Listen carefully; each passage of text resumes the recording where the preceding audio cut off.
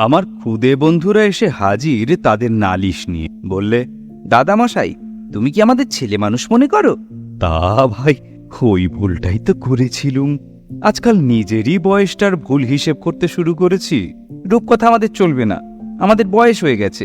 আমি বললুম, ভায়া, রূপকথার কথাটা তো কিছুই নয়, ওর রূপটাই হলো আসল, সেটা সব বয়সেই চলে। আচ্ছা ভালো, যদি পছন্দ না হয় তবে দেখি খুঁজে পেতে। নিজের বয়সটাতে ডুব মেরে তোমাদের বয়সটাকে মনে আনতে চেষ্টা করছি। তার থলি থেকে রূপকথা না হয় বাদ দিই। তার পরের সারে দেখতে পাই মৎস্য নারীর উপাখ্যান।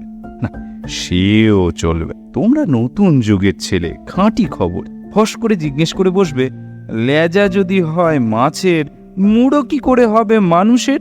রস। তবে ভেবে দে, তোমাদের বয়সে, এমনকি তোমাদের যে কিছু বেশি বয়সে, আমরা ম্যাজিকওয়ালা হরিশ হালদারকে পেয়ে বসে। শুধু তার ম্যাজিকে হাত ছিল না, সাহিত্যেও কলম চলত আমাদের কাছে। সেও ছিল ম্যাজিক। আজ মনে আছে একটা ঝুলঝুলে খাতায় লেখা তার নাটকটা। নাম ছিল মুক্তকুন্তল। এমন নাম কার মাথায় আসতে পারে? কোথায় লাগে সূর্যমুখী, কুন্দনন্দিনী? তারপর তার মধ্যে যা সব লম্বা চালের কথাবার্তা, তার বলিগুলো শুনে মনে হয়েছিল কালিদাসের ছাপ মারা মাল। বীরাঙ্গনার দাপট কি, আর দেশ উদ্ধারের তালটোকা। নাটকে রাজপুত্রটি ছিলেন স্বয়ং পুরুরাজের ভাগ্নে। নাম ছিল রণদুর্ধর্ষ সিং। এও একটা নাম বল। মুক্তকুন্তলার নামের সঙ্গে সমান পাঁয়তারা করতে পারে আমাদের। আলেকজান্ডার এসেছিলেন ভারত জয় করতে। রণদুর্ধর্ষ বিদায় নিতে এলেন মুক্তকুন্তলার কাছে। মুক্তকুন্তলা বললেন, যাও বীরবর, যুদ্ধে জয়লাভ করে এসো। আলেকজান্ডারের মুকুট এনে দেওয়া চাই আমার পায়ের তলায়। যুদ্ধে মারা পড়লেও পাবে তুমি স্বর্গলোক, আর যদি বেঁচে ফিরে এসো, স্বয়ং আছি। কত বড় চটাপট হাততালির জায়গা, একবার ভেবে দেখো তো। আমি রাজি হলেম মুক্তকুন্তলা সাজ, কেননা আমার গলার আওয়াজটা ছিল মিহি। আমাদের দালানের পিছন দিকে পোড়ো জমি, তাকে বলা হতো গোলাবাড়ি।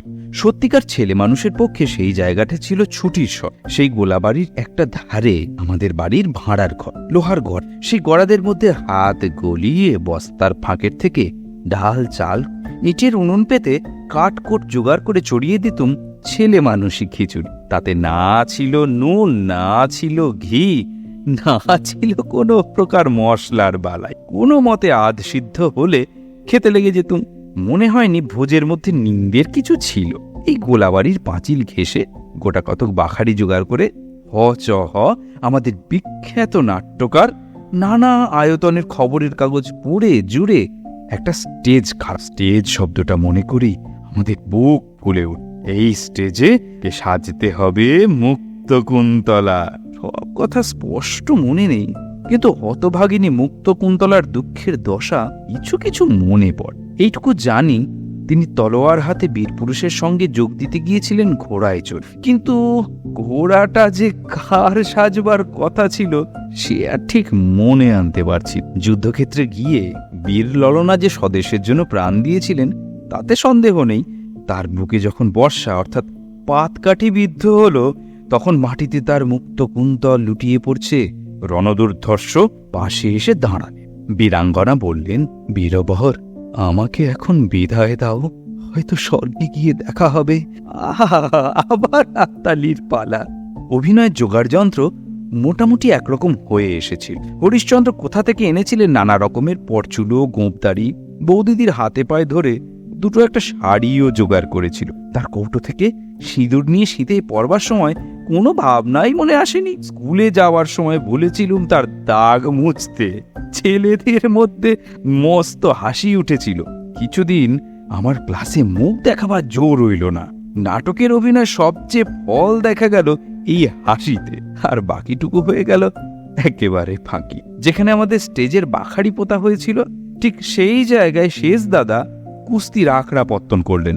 মুক্তকুন্তলা সবচেয়ে দুঃখের দশা হলো যুদ্ধক্ষেত্রে এই কুস্তির আড্ডায়। রণদুর্ধর্ষকে মিহি গলায় বলবার সুযোগ পেলেন না, হে বীরবর, স্বর্গে তোমার সঙ্গে হয়তো দেখা হবে। তার বদলে বলতে হলো, 9:30 বাজলো, স্কুলের গাড়ি তৈরি। এর থেকেই বুঝবে আমরা যখন ছেলে মানুষ ছিলেম, সে ছিলেম খাঁটি ছেলে।